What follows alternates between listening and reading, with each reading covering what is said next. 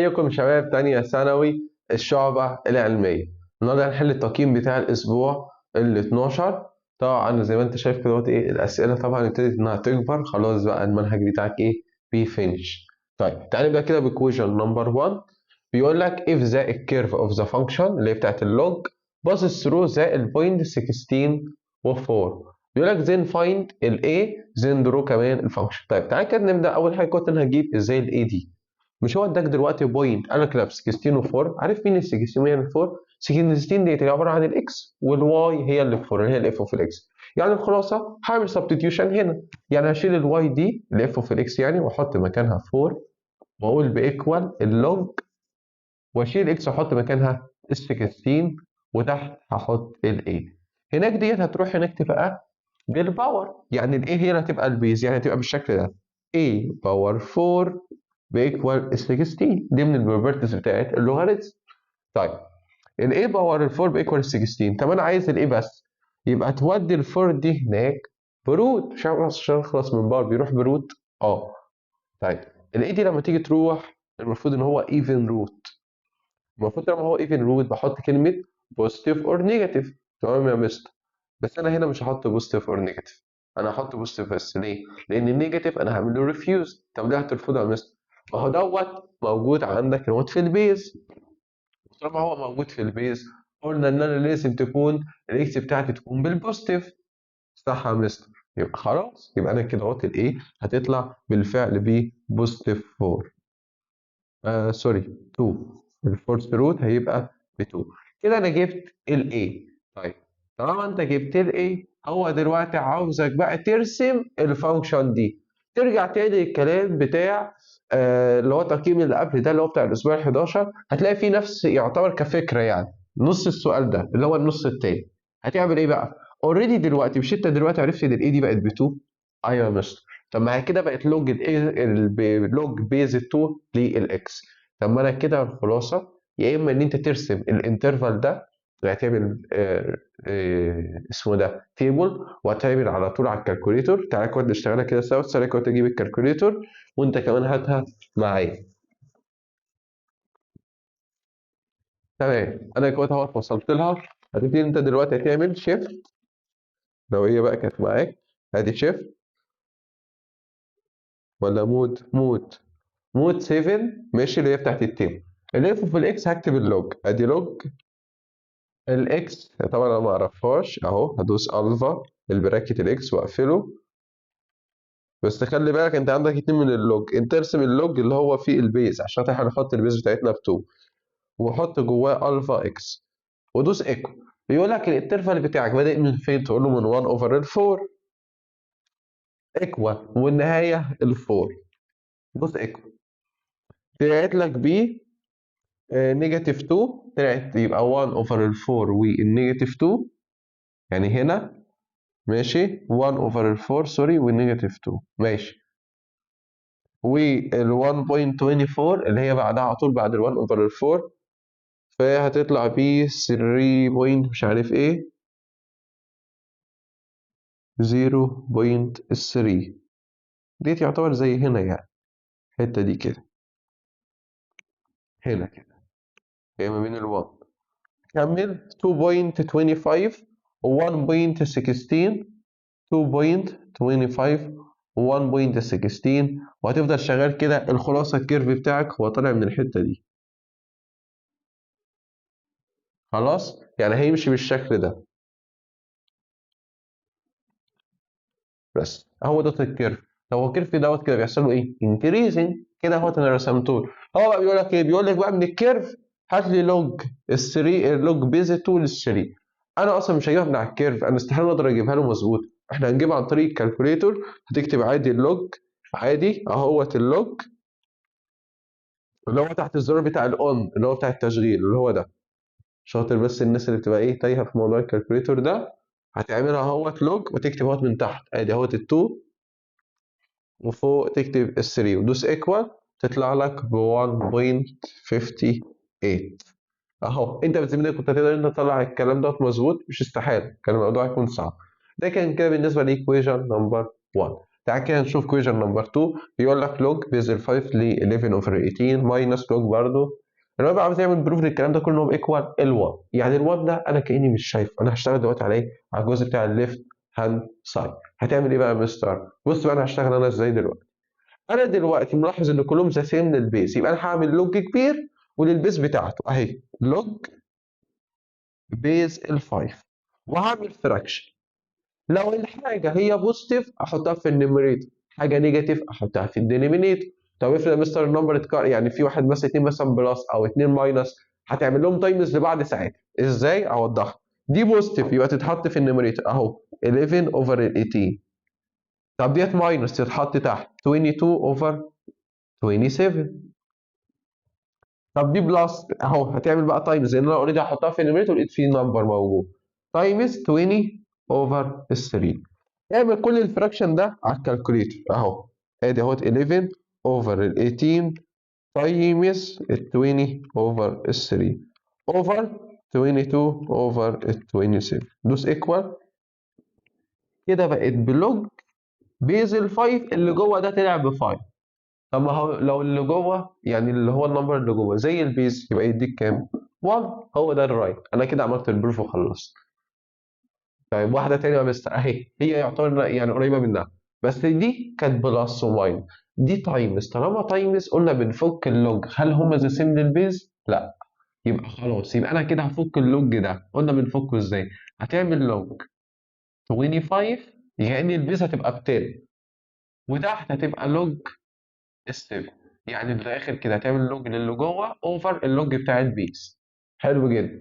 طيب كمل يبقى لوج 7 اوفر لوج 6 تايمز لوج 6 اوفر لوج 5. تعال نشوف الكلام ده كده كله. هو عاوز برضه يعمل بروف ان هو في النهايه يطلع بيكوال لوج ال 100. طب ما هي دي 25 7. ال 25 دي 7 ديت لوج 7 وفي لوج 7 كانسل. دي لوج 6 ودي لوج 6 كانسل. اتبقى لك كده لوج 25 اوفر لوج ال 5. طيب ما هي لوج ال 25 دي اصلها ايه؟ اصلها يا مستر دي 5 باور 2. حلو. طب ما هو انت مش ال 5 باور 2 دي قلنا لو في باور يبقى بيطلعها بره. يعني الخلاصه الكلام ده كده كله بقى عباره عن 2 لوج ال 5 اوفر لوج ال 5. جبت منين دي؟ ما هو ما فيش اي حاجه تاني غير هو ده. هكنسلهم مع بعض يبقى الناتج هنا بقى بايه؟ ب 2. مستر تجننيش، هو عايزها دلوقتي بلوج 100 انت جبتها ب 2. ما انت هات لي كمان ال 100 دي مش هي عباره عن 10 باور 2؟ ايوه. طب ما هي لوج اهي دي كده بقى الرايت هاند سايد لوج 10 باور 2. مش انا كده اخد الباور واطلعه بره يبقى 2 لوج 10. طب ما هو كلمه لوج ال 10 دي اصلا اللوج في العموم طالما ملهوش بيز يبقى البيز بتاعته ب 10. يبقى الكلام ده اصلا ب 1 يبقى برضه بايه؟ ب 2. طب ما هو كده الليفت يبقى ايكوال الرايت. كده خلص. خد نفسك كده. الجزء اللي جاي ده بقى مهم جدا من اكتر الاسئله اللي هتلاقيها بتتكرر. حاجه اسمها continuity function. ديت اصلا هي عندك انت في العموم زياده، هو ده الليسون الزياده كمان في الكالكولس. طيب continuity function دي الكلام فيها برضو كان يعني حلو، بس الفكره ان انت تكون بس فاهم الديفينيشن. المفروض دلوقتي ان هو بيقول لك discuss the continuity، يعني هل هي continuity؟ ولو هي continuity ناقش بقى، يعني قول لي ليه هي continuity. المفروض يكون عندك كام شرط متحققين؟ المفروض يكونوا ثلاثه. ان هو اوريدي الاف اوف النمبر مثلا هيكون موجود، ان الليميت هيكون موجود، وان الليميت والاف اوف الاكس لازم يكونوا ايكوال. لو واحد من الثلاث شروط دولت وقع خلصت. طيب يلا بينا. مستر هو دلوقتي عاوزها عند الاكس بيكوال الفور. طيب هات لي الاف اوف الفور كده اول حاجه. اف اوف الفور ايكوال. مستر مفيش كلمه اكس ايكوال الفور بس في كلمه ليس ذان اور ايكوال، يبقى معناها انت تاخد الايكويشن دي. تمام. هتشيل الاكس وتحط مكانها 4 اهي اكس باور 2 ماينس 11 يبقى بايكوال. اشيل الاكس يبقى 4 4 اول سكوير ماينس ال 11. يبقى 8 ماينس ال 11 ب نيجاتيف 3. تاني هتبقى 8 ماينس 11. اوكي. انا كده جبت الاف. هات لي الليميت للاكس ابروشس للاكس سوري للفور يعني، بس سواء في الرايت او الاكس اهي ابروشز للفور بس بالليفت. طيب خلينا اول حاجه في الفور بوزيتيف انت اللي هتقول الفور بوزيتيف يعني اكبر من الفور. مين الاكبر؟ اهي اللي تحت. يبقى ال 13 ماينس ال 2 اكس. يلا شيل الاكس وحط مكانها 4. شاطر. يبقى 13 ماينس 2 باي 4 ب 8. يبقى 13 ماينس ال 8 ب 13 ماينس ال 8 ب 4. 4 8. 13 ماينس 8 ب 5. ركز صح صح كده معايا ب 5. طب والتانية بالنيجاتيف يبقى الأقل يبقى دي. يبقى x باور 2 ماينس ال 11. طب ما هي كده بإيكوال 4 باور 2 ب 16. 16 ماينس ال 11 تطلع بكام؟ 5. يلا يا مستر بص بقى هنا دي discontinuous يعني مش هتكون continuous. طب ليه ديت discontinuous؟ لأن باختصار خالص أنت دلوقتي عندك الليميت أيوة هما ايكوالز لبعض بس عندك إن ال f of ال x not equal الليميت لل f of ال x آية ال x approaches لل 4. يبقى أنا دلوقتي ليه الشرط وقع؟ لأن ال f of ال x not equal الليميت بتاعك. يبقى كده ديت هي discontinuous. طب تعالى كده نشوف الجزء بتاع question number 5. دلوقتي بيديك انترفال. طالما اداك نوت في الانترفال دي كانت اخر حاجه خالص كده في الكالكولس. لازم ان انت هتجيب اوريدي انها انت هتقول انها كونتينوس. بس في حاجه بقى انت دلوقتي انت شغال من اول ايه نيجاتيف 4 لحد نيجاتيف 1 نيجاتيف 1 ل 2 بعدها من 2 لحد ال 4 صح كده؟ صح يا مستر. انت هنا هتجيب اول حاجه الاف اوف النيجاتيف 4. طب هي امتى كانت بإيكوال نيجاتيف 4؟ مفيش. يبقى اوريدي دي مش معاك. يعني دي دوت مفيش اصلا ليها نمبر. فاوريدي دي مش هتكون معايا اصلا يعني النمبر ده مش هيكون معايا. هبتدي دلوقتي انا ادخل على مين؟ هدخل على النيجاتيف 1. طيب لما انت دلوقتي سيادتك هتيجي تدخل على النيجاتيف 1 هتيجي دلوقتي ان انت تعمل لها ايه؟ هتعمل لها سبستيتيوشن. هنشوف برضه النيجاتيف 1 دي لقيتها انها موجوده فين؟ هنا وهنا. طيب يبقى انا دلوقتي معايا اول حاجه الاف اوف النيجاتيف 1. يعني معناها ان انت هتشيل كل اكس تحط مكانها نيجاتيف 1 بس الاول تشوف نيجاتيف 1 موجوده فين؟ اهي هنا. هنا اللي هي اكس بلس ال 5. يبقى نيجاتيف 1 بلس 5 بيكوال ال 4. طيب هات لي بقى في دي هات لي الاف اوف النيجاتيف 1 فروم ذا رايت اللي هو الليميت يعني فروم ذا رايت. طب النيجاتيف 1 بوزيتيف يعني اكبر من يبقى دي اهو اكبر منها بكام؟ ب 4 7. هات لي الاف اوف النيجاتيف 1 فروم ذا ليفت يعني اصغر من النيجاتيف 1 اهي اللي فوق. يبقى دلوقتي دي هتبقى عباره عن نيجاتيف 1 بلس 5 تطلع ايه؟ تطلع ب 4. دول كده كلهم ايكوالز لبعض يعني الليميت هو دلوقتي ما هو فروم ذا رايت فروم ذا ليفت هو ده الليميت ايكوال للاف اوف الفانكشن. خلاص دي كده معايا وبالفعل دي كونتينوس. تعال نكمل. هات لي يلا 2 الاف اوف ال 2.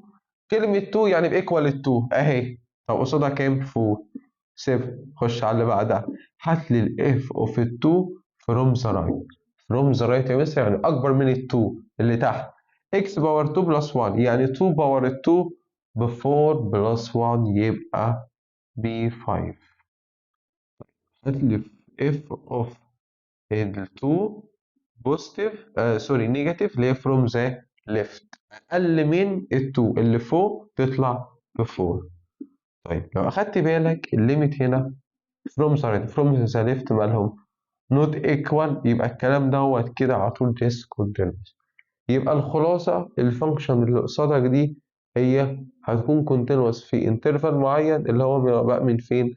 اللي هو عند ات البوينت نيجاتيف 1 بس. غير كده كله discontinuous حتى الفور حتى الفور مش هينفع خالص ان انت تجيب من عندها اي انترفال. تعال نبدا بقى كده في موديل 2. هو النقط بيقول لك ايه زي برضو الكيرف اوف ذا فانكشن ومديني برضو اللوج ومديني البوينت اللي هي باسنج ثرو للكيرف بتاعها. فطبعا دي بتعبر عن الاكس ودي بتعبر عن الواي اللي هي عباره عن الاف اوف الاكس. فاوريدي دلوقتي انا هشيل اف اوف الاكس احط مكانها نيجاتيف 3 يس ادي بايكوال ديت لوج البيز بتاعتي ب 8 والاكس بكام؟ ب 1 اوفر ال 8. انا دلوقتي هعمل ايه؟ المفروض الاي دي هتروح هناك تبقى هي البيز، يبقى الاي باور النيجاتيف 3 بيكوال الايه؟ الاي ال1 اوفر ال8 سوري.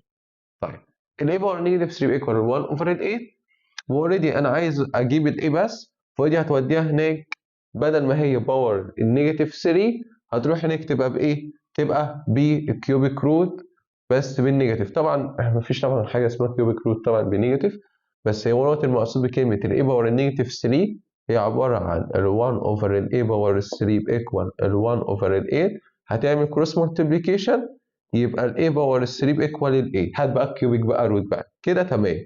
كده يبقى الاي بيكوال الكيوبيك روت ل 8 هتطلع بايكوال ال 2.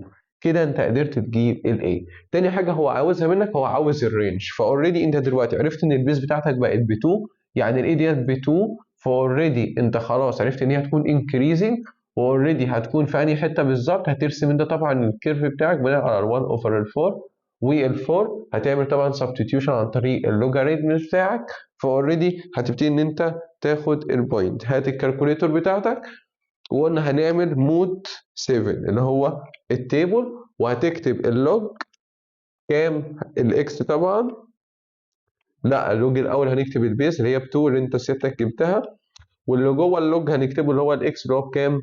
باكس، وادوس ايكوال. انا بادئ منين؟ من ال1 اوفر ال 4 ايكوال، والاند بوينت بتاعتي هي ال4.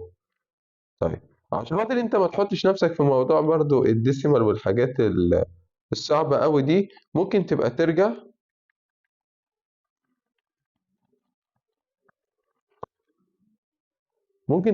هتدوس عن طريق الاي سي مرة واحدة بس، هتلاقي نفسك رجعت.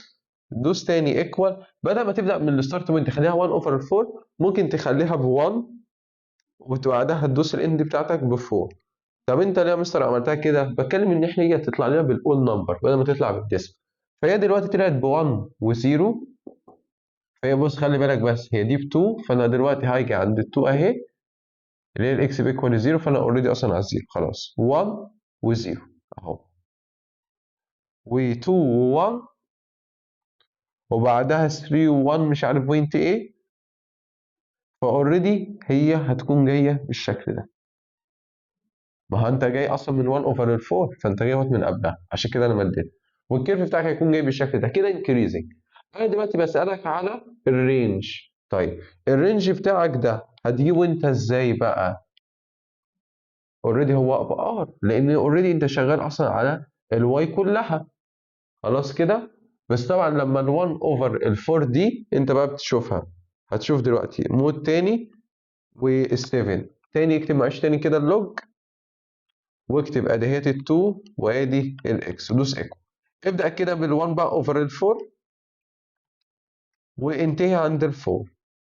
شايف ال1 اوفر ال4 كانت ب 0.25، ال 0.25 دي هي دي قصادها كانت بنيجاتيف 2، يعني انت تقف هنا، انت كنت واقف هنا، دي بدايتك على الكيرف. يبقى الرينج بتاعك كده يا صديقي هيكون عباره عن الكلوزد انترفال، كلوزد اهوت انترفال، طالما دي كلوزد ودي كلوزد، من نيجاتيف 2 وانا نهايتي فين على الكيرف. انزل بقى بس الكالكوليتور بتاعتك كده، هتلاقي سيادتك انت واصل لحد ال4، او انت اعمل سبستيتيوشن عادي هتطلع ب 2.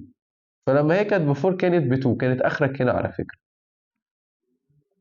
يبقى الواي بكام؟ ب 2. يبقى انت دلوقتي كده الرينج بتاعك من نيجاتيف 2 ل 2 مش بار. خلي بالك من البوينت دي، لانها قلت لك في موديل 1 انها بار، لا مش صح. انت دلوقتي طالما انت شغال في انترفال، فانت اوريدي تعمل سبستيتيوشن على 1 اوفر ال 4. كده انت عرفت بدايتك، عوض عن السبستيتيوشن ب 4 يعني مكان الاكس هتطلع لك كمان الواي نهايتك، فاوريدي انت كده جبت الرينج بتاعك. كده خلصت. طيب كان هو عاوز بقى يعمل بقى بروف ان الكلام ده هيطلع بايكوال الزيرو. طيب يعني قلنا طالما شغالين بلس وماينس اكيد هم ذا سيم للبيز، ايوه هم ذا سيم للبيز، يبقى هعمل لوج كبير واخلي البيز بتاعته ب 2 واعمل فراكشن. قلنا لو هي بوزيتيف يبقى في النيميريتور دي 13 اوفر ال 15، اوكي، ماينس يبقى في الدينومينيتور على طول 26 اوفر 45، بلس يبقى برضو في النيميريتور 2 اوفر 3. اعمل الفراكشن ده كده كله على الكالكوليتور، ادي 13 اوفر ال 15 تايمز ال 2 اوفر ال 3 اوفر 26 اوفر ال 45. طلعت بإيكوال لوج بيز ال 2 لل1. هو اصلا لوج بيز ايا كانت، بس طالما اللي جوه ب1 يطلع بكام؟ شاطر، يطلع بزيرو. خلصت.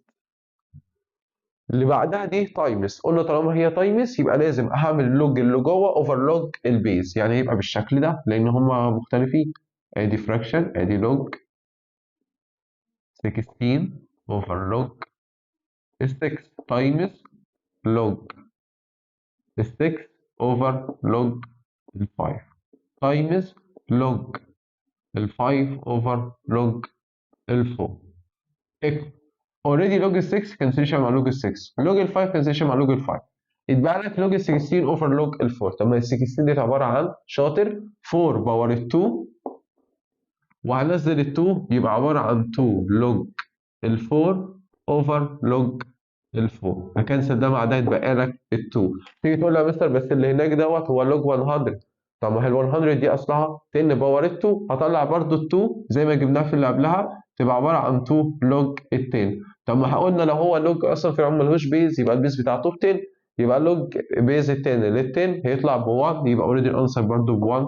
يبقى انا كده خلصتها بفعل الريفت ايكوال الرايت. طيب عاوز يعمل ديسكاس اوف ذا كونتينيتي ايكويشن للفانكشن دي. اوكي، قلنا هنعمل ايه؟ قلت لك اول حاجه هتجيب الاف اوف البوينت اللي هو عاوزها اوف ال1. طب هي امتى كان بيكوال ال1 في الايكويشن الاولى؟ اكس باور 2 بلس 2، يبقى انا هعمل 1 باور 2 بلس 2، 1 باور 2 ب 1 بلس 2 ب 3. يس كده خلصت اول واحده. هات لي الاف اوف ال1 فروم ذا الرايت، وهات لي الاف اوف ال1 فروم ذا الليفت اللي هو الليميت يعني الخلاصه. طيب 1 فروم ذا الرايت يس يعني اكبر من ال1 اللي تحت، 1 بلس 2x، 1 بلس 2x، هشيل الاكس واحط مكانها 1، يبقى 1 بلس 2 باي 1، 2 باي 1 ب 2 بلس 1 ب 3. هات ال 1 from the left يعني اصغر من ال 1 اللي فوق x باور 2 بلس 2، يبقى 1 باور 2 ب 1 بلس 2 ب 3. ايه ده؟ ده طلعوا ايكوال، وكمان ايكوال كمان الاف في الاكس، يبقى هما كده كونتينوس واوكي كده اتحقق. الجزء الاخير بتاع الانترفال قلنا طبعا في حاله الانترفال طالما نيجاتيف 4 و4 مبدئيا نيجاتيف 4 وال4 مش معاه خلاص، هو قال لك هو اتحط ان هم اوبن انترفال، يبقى انا كده يا شغلي على مين؟ يا اما على النيجاتيف 1 يا اما على ال2 اللي هم الحاجه اللي موجوده جوه. طيب تعالى كده نجيب اول حاجه الاف اوف النيجاتيف 1. اف اوف نيجاتيف 1 يعني امتى كان بيكوال نيجاتيف 1 اهي في اللي فوق 2x بلس 6، يبقى 2 باي النيجاتيف 1 بلس ال 6، 2 باي نيجاتيف 1 بنيجاتيف 2 بلس ال 6 يبقى ببوزيتيف ال4. كده انا جبت الاف اوف ايه؟ النيجاتيف 1. هات لي يلا الاف اوف النيجاتيف 1 فروم ذا رايت، وهات لي الاف اوف النيجاتيف 1 فروم ذا الليفت. طيب نيجاتيف 1 فروم ذا الرايت يعني بوزيتيف، يبقى اكبر اهي نيجاتيف 1 اهي، يبقى بكام؟ ب 4 7. النيجاتيف 1 فروم ذا الليفت اقل اهي اللي فوق، يبقى 2x بلس ال 6، يبقى 2 باي نيجاتيف 1 برضه بنيجاتيف 2 بلس ال 6 يبقى ببوزيتيف 4. طلعوا ايكوال، يبقى كده هي عند النيجاتيف 1 هي هتكون كونتينوس. طب تعالى نشوف لما تكون البوينت 2. اف اوف ال 2 ايكوال، هتقول لي يا مستر هي كانت بايكوال ال 2 هنا ب 4 لان اوريدي اصلا ما فيش اكس. هات لي بقى الاف اوف ال 2 فروم ذا رايت، وهات لي الاف اوف ال 2 فروم ذا الليفت. طيب الاف اوف ال 2 فروم ذا الرايت معناه ان انت تشوف ال 2 الاكس يعني لما تكون اكبر من ال 2 هلاقيها فين؟ في الايكويشن اللي تحت الاخيره اكس باور 2 ماينس 1. طب ما هو 2 باور ال 2 ب 4 بس ماينس ال 1 ب 3. طب كمل 2 فروم ذا الليفت، هو المفروض يعني خلاص هي كده ديسكونتينوس بس هنكمل. ال 2 فروم ذا الليفت اصغر من الاكس يبقى اللي فوق يبقى تطلع بيه الفوق. طيب مستر كده هما فروم ذا رايت نوت ايكوال فروم ذا ليفت يبقى هي كده ديسكونتينوس، يبقى انت سعادتك كده اهوت هتيجي تقوم قايل انها كونتينوس. بص بقى، هي لما هي كانت كونتينوس كانت عند النيجاتيف 1، ما هو النيجاتيف 1 ده الانترفال بتاعه من فين لفين؟ هتقول لي يا مستر ده كده من اول النيجاتيف 1 لحد ال 2، بس ال 2 مالها كلوزد ولا اوبن؟ هتكون اوبن مش معاك خلاص كده. فاوريدي يا اما تشغلها كده يا اما تقول من نيجاتيف 1 لحد ال 4 difference ال2 لان ال2 اوريدي ما طلعتش continuous، يبقى هي كده دي هتكون discontinuous، لكن اللي فوق at الاكس ايكوال نيجاتيف 1 هتكون continuous. كده نكون خلصنا موديل 2. هنشوف موديل 3 ودوت اخر حاجه كده معاك. بيقول لك برضو if the curve of the function مديك برضو اللوج وعاوز يعرف الايه برضو مبدئيا بكام وبعدها الرينج. اوريدي احنا ممكن نشتغلها من غير ما نعمل اي حاجه في الكيرف وهوريها لك برضو بعدها. اول حاجه انا دلوقتي قلت لك دي بتعبر عن الواي اللي هي الاف اوف الاكس اللي هي بكام؟ ب 2، يبقى هكتب 2 ايكوال ادي لوج الاي اللي هي البيز والاكس بكام؟ ب 4. قلنا هنودي الاي هناك تبقى بالباور، يبقى ايه باور ال 2 بايكوال ال 4. قلنا نخلص من الباور يروح هناك بالروت، بس دوت ايفن فبوزيتيف اور نيجاتيف، وقلنا هنعمل ريفيوز للنيجاتيف عشان خاطر دوت البيز بتاعتك استحاله انها تكون بالنيجاتيف، فاوريدي يبقى الاي على طول بايكوال البوزيتيف 2. كده انا جبت الاي ب 2 خلصتها. هتعمل ايه بعدها؟ عايز الرينج، هتروح هنا هترسم التيبل. مش هرسمه وانا عارف ليه وانت عارف ليه. اول حاجه هعمل سبستيتيوشن في اللوج على ال1 اوفر ال 4، يبقى انت دلوقتي هتعمل لوج عادي، هتحط البيس ب 2 وتحط جواه 1 اوفر ال 4 وتدوس ايكوال تطلع بنيجاتيف 2، يبقى انت الرينج بتاعك عباره عن نيجاتيف 2 وتشيل بعدها ال 1 اوفر ال 4 وحط الاند بتاعتك بكام؟ ب 4. طلعت ب 2، يبقى انا من نيجاتيف 2 ل 2 ده كده الرينج، وجبت من غير ما ارسم الكيرف. لا انا عايز ارسمه. هتعمل بقى مود 7 وقلت لك اوريدي انت خلاص عرفت لما هي ب 1 اوفر ال 4 تطلع بالنيجاتيف 2، يعني هي من اول البوينت دي كده اهوت وهتكون كلوز. خلاص اعمل انت من اول ال 1، وقلت لك ليه خليها من اول ال 1 عشان تكون بأول نمبر. يبقى اكتب اول حاجه الاف اوف الاكس اللي هي عباره عن اللوج البيس بتاعتك ب 2 وجوه اعمل الفا اكس ودوس ايكوال الستارت. قلنا من 1 ودوس ايكوال ادي ال 4 ايكوال اوريدي انا كان غرضي ال 4. ال 4 عندك اهيت ب 2 ديت هي الاند بتاعتك، و 1 و 0 و 2 1، فاوريدي انا هكون شغال في الحته دي كده. شفت بقى الكيرف بقى بتاعك بقى مرسوم ازاي؟ بيتحدد بالظبط في حته معينه.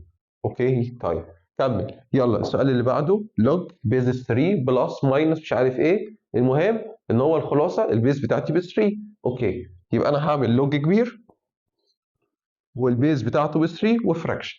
يلا البوزيتيف في النيميريتور 13 اوفر ال 19، نيجاتيف يبقى في الدينومينيتور 39 اوفر 38، تاني بوزيتيف يبقى فوق في النيميريتور تايمز ال 3 اوفر ال 2 دوس ايكوال يبقى مود 1. تمام. فراكشن 13 فراكشن اوفر ال 19 تايمز ال 3 اوفر ال 2 اوفر 39 اوفر ال 38 تدوس ايكوال طلعت بايكوال لوج ازاي؟ 2 over 39 over 38 ماشي. ادي 3 ب 1. تعب اللوج بيز 3 لل 1 اوريدي. طبعا طالما في 1 يبقى اوريدي الكلام ده بايكوال 0، وهو ده اللي هو عايز يعمله بروف، اوريدي هو ده كده الرايت. كده نكون خلصنا كويشن نمبر 2. نشوف كويشن نمبر 3 في تايمز، يبقى خلاص يبقى انا كده هعمل فراكشن اوريدي. يبقى انا هعمل فراكشن احط اللي جواه يبقى لوج اللي جوه اللوج اللي هو 64 اوفر لوج البيز. يس يبقى لوج 9 جود تايمز لوج 9 اوفر لوج ال 5 تايمز لوج ال 5 اوفر لوج ال 8. طيب هنكسر لوج ال 9 مع لوج ال 9 ولوج ال 5 مع لوج ال 5، كده تبقى لك 64 ولوج 8. طب ال 64 دي اصلها 8 باور ال 2، يعني دي اصلها 2 لوج ال 8. هكنسل برضو دي مع دي هيتبقى لك ال 2. كده خلصت الليفت. الرايت نفس الموضوع لوج ال 100، وانت قول لي يس ب 2 لوج ال 10، يعني ال 100 ب 10 باور ال 2 طلع الباور من بره يبقى 2 لوج ال 10. جود. طيب تعال نشوف بقى الكونتينيتي ونبقى احنا كده الحمد لله انتهينا من الموضوع ده. ديسكس ده كونتينيتي برضو. بيقول لك اف اوف الاكس بيكوال اكس بار 2 بلس 4 الاكس ليس ذان اور ايكوال ال 1 وبعدها 3 بلس 2 اكس والاكس مور ذان ال 1 ات الاكس بيكوال ال 1. نبدا باول حاجه قلنا هنجيب الاف اوف ال 1 امتى كانت بايكوال؟ كانت في اول واحده. يبقى اكس باور 2 بلس 4 يعني 1 باور 2 بلس ال4 ديت تطلع بإيكوال ال5. كده خلصنا أول جزء. هات لي ال f of ال1 from the right وهات لي ال f of ال1 from the left. خلاص يلا. 1 بوزيتيف يعني أكبر، يبقى دي يبقى 3 بلس ال 2 باي 1، 2 باي 1 ب 2 بلس 3 ب 5. الفروم ذا ليفت أقل، يبقى اللي فوق 1 باور 2 ب 1 بلس 4 يبقى ب 5 كمان. طلعوا ايكوال، وكمان ايكوال كمان الاف اوف الاكس، يبقى هم كده كونتينوس ات الاكس بايكوال ال1. اخر واحده وهي بتاعت الانترفال، قلنا خلاص بنلغي من نيجاتيف 4 و4، دي ملغيه ودي ملغيه، يبقى انت هتشوف يا نيجاتيف 1 يا ال2. ات الاكس بايكوال نيجاتيف 1، يبقى انا هجيب اول حاجه الاف اوف النيجاتيف 1. فين النيجاتيف 1 والايكوال اهي، يبقى هي دي، يبقى 3 باي نيجاتيف 1 بنيجاتيف 3 بلس 7 يبقى ب 4. هات لي الاف بقى اوف النيجاتيف 1 فروم ذا رايت، وهات لي الاف اوف النيجاتيف 1 فروم ذا ايه، ذا الليفت. يلا. نيجاتيف 1 فروم ذا الرايت يعني اكبر من، فين الاكس لما كانت اكبر من النيجاتيف 1 اهي، كانت ب 4. طب اقل، نيجاتيف 1 اقل اهي، اكس اهي اقل من نيجاتيف 1، يبقى 3 باي نيجاتيف 1 بنيجاتيف 3 بلس ال 7 بيكوال ال 4. طلعت ايكوال، يبقى هي عند ات البوينت نيجاتيف 1، يبقى هي كونتينوس. طب تعالى كده نكمل ونشوف ات البوينت 2. الاف اوف ال 2 ايكوال، اوريدي هي بايكوال يبقى ب 4. طيب هات لي الاف اوف ال 2 فروم ذا رايت، وهات لي الاف اوف ال 2 فروم ذا الليفت. فروم ذا الرايت دي بوزيتيف، فروم ذا رايت يعني الاكس اكبر من ال 2 اهي، اكس باور 2 يعني 2 باور 2 4 ماينس 3 1. هي اوريدي كده خلاص عرفنا انها ديسكونتينوس، بس هنكمل. ال 2 فروم ذا الليفت اقل، يبقى في اللي فوق يبقى ب 4، كده هما نوت ايكوال، يبقى اوريدي هي كده ديسكونتينوس، هي كده كونتينوس ات الاكس بس بايكوال النيجاتيف 1. كده الحمد لله نكون خلصنا حل التقييم بتاع الاسبوع ال 12. واحب اقول لك كان معاك مستر مايكل عاطف من قناه هنذاكر ماس. سلام.